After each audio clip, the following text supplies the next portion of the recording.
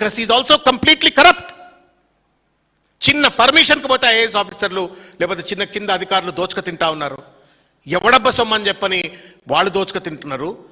నీకు అధికారం కట్టబెడితే బూతు భాష కోసమే అధికారం కట్టబెట్టినట్టు నువ్వు ఇలా బూతు భాష మాట్లాడుతూ పరిపాలనను గాడి తప్పినట్టుగా పనిచేస్తే ఎంతవరకు న్యాయమో అని చెప్పి నేను అడుగుతా ఉన్నాను రేవంత్ రెడ్డి గారిని. నువ్వు చెప్పాయా, ఇది నీ వాగ్దానాల పట్టికే? ఇంత పెద్ద ఎత్తున ఆర్థికంగా నువ్వు అతలాకుతలం చేస్తా ఉన్నావు రాష్ట్రాన్ని. ఈ నిజాలు బయటికి రాకుండా, ఈ వాస్తవాలు ప్రజల్లో చర్చ లేకుండా నువ్వు ఎట్లా ఈ వాగ్దానాలను అమలు చేస్తావో దయచేసి సమాధానం చెప్పమని నేను కోరుతా ఉన్నాను. 420 ప్రామిసెస్ యూ మేడ్.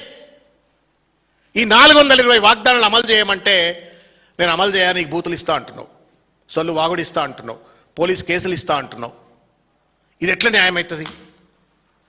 విద్యారంగం 15% బడ్జెట్ ఇస్తా అన్నాడు, నాట్ ఈవెన్ 5% ఈ స్పెండింగ్. హెల్త్ సెక్టర్కి 8% బడ్జెట్ ఇస్తా అన్నాడు, అది సరిగ్గా కేటాయించట్లేదు. ఫీ రియంబర్స్మెంట్ పథకాన్ని 10,000 కోట్ల రూపాయలు ఇప్పటికీ బాకీ ఉన్నాయి, ఎట్లా తీరుస్తాడో లెక్కే లేదు, పత్రం లేదు. ఆరోగ్యశ్రీ బకాయిలు ఇవ్వకపోతే హాస్పిటల్ స్ట్రైక్ చేస్తే ఇవాళ ఆరోగ్యశ్రీ కార్డు ఉన్నటువంటి వాడు ఆత్మహత్యల పాలు చేసుకునే పరిస్థితి ఏర్పడ్డది, హాస్పిటల్లో చనిపోయే పరిస్థితి ఏర్పడ్డది.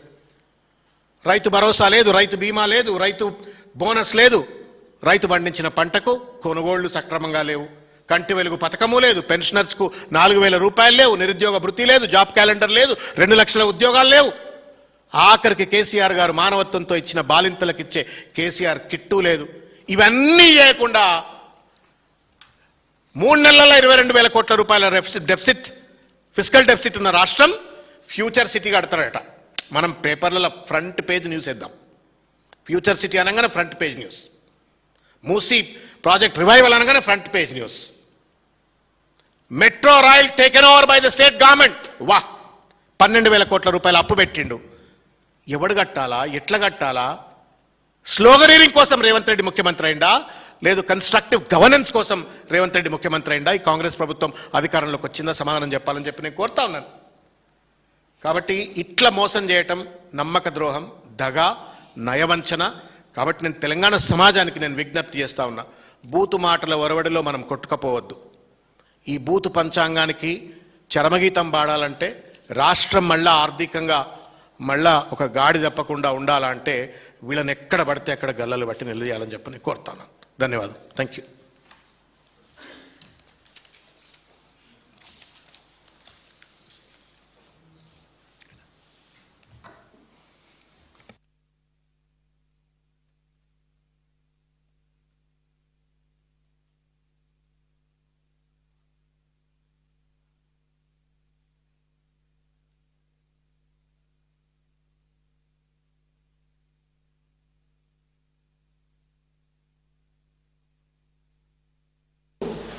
అదేవిధంగా 50 మంది తెలంగాణ ప్రజలకు ప్రత్యక్షంగా పరోక్షంగా ఈ పత్రికా సమావేశాన్ని చూస్తున్నటువంటి ఆత్మీయులందరికీ కూడా హృదయపూర్వకంగా నమస్కారం. ముఖ్యంగా మీడియా మిత్రులకు 5 గంటలకు ఈ పత్రికా సమావేశాన్ని నిర్వహించి